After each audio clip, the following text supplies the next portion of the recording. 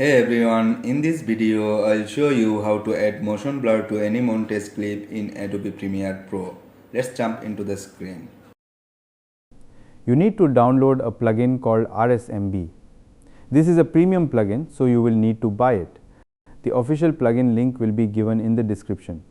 Open the Google Chrome web browser. Go to the address bar, paste the link and go to the website. Here you will see some demos of their products. On this web page, click on Buy and it will take you to the product section of the page.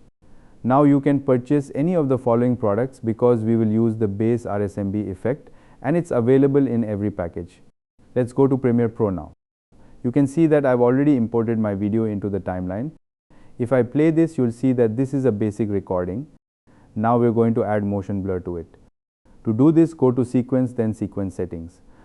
Now note down the aspect ratio and frame rate of your project. Click on OK. Now go to the project panel and click on New Item, then click on Adjustment Layer. Now make sure the adjustment layer settings match your sequence settings. Once everything looks good, click OK. Now drag the adjustment layer on top of your video in the timeline and match it to your clip.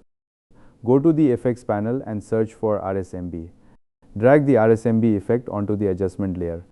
Then go to the Effect Controls tab and scroll down to the RSMB section. Increase the blur amount to something like 1.5 or 2 depending on how strong you want the motion blur to look. I will add 2 for this example. Now you can also change the motion sensitivity. It is set to 70 now, but I will change it to 100.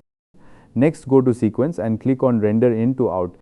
Keep in mind that rendering can take some time, so just sit back, relax and maybe grab a cup of coffee while it finishes. Once the render is done, you'll be able to see the changes clearly.